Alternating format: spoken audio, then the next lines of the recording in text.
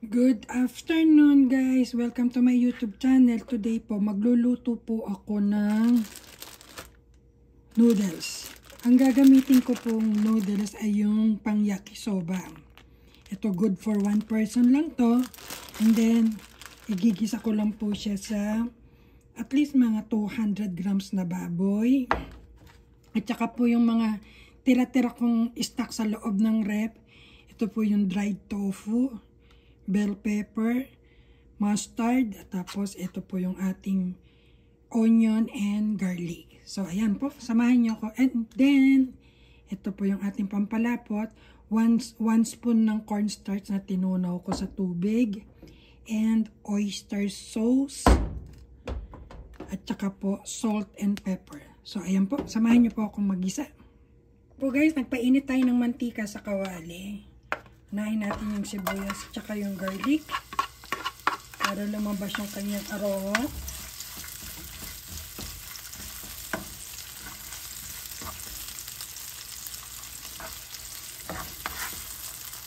Sunod na po natin yung baboy. And lagyan na po natin ng oyster sauce guys. Tantahin lang po muna ito mga 1 spoon or 2 spoon po ng oyster sauce para yung lasa niya ay pumasok sa baboy.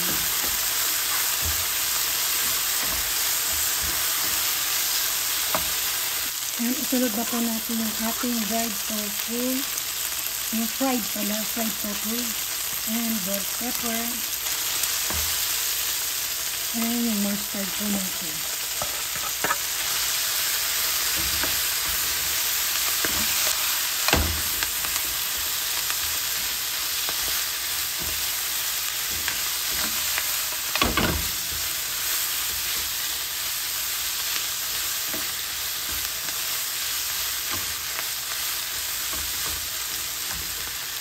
Pag nalanta na po yung ating gulay, sunod na natin yung noodles ko na pang yakisoba.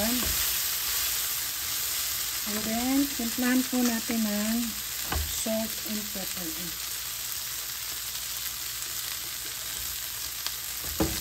And dito po guys, lagyan po natin siya ng konting tubig.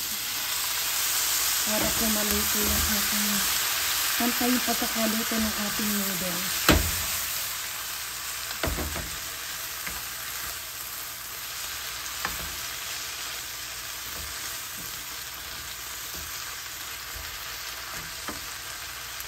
Tignan po natin guys kung tama na yung ating lasa.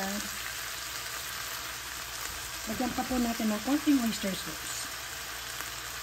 Yan, ganyan lang po.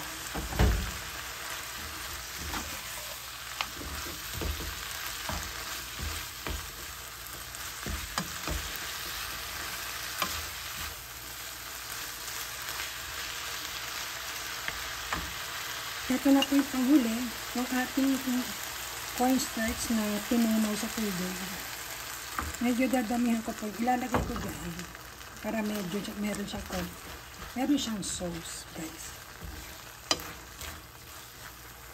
Ang tawag po dito sa Japan ito ay ankake yakisoba. Dagdagan pa po natin. Lagay na po natin lahat. And pagka sobrang lapot niya, guys, lagyan po natin ng konting tubig. Para hindi magdikit-dikit.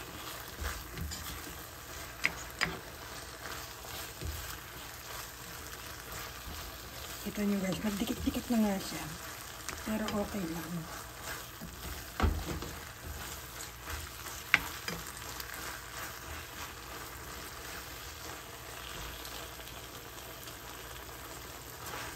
Oh, perfect guys. So, eto na po ang aking dinner ngayon. And napakasimple lang po at napakadaling lutuin. Thank you po guys for watching. Please like and subscribe. Thank you po. Yan, yung mga tira-tirang gulay lang po ang ginamit ko dyan. So, I hope you like it. Bye! Thank you po.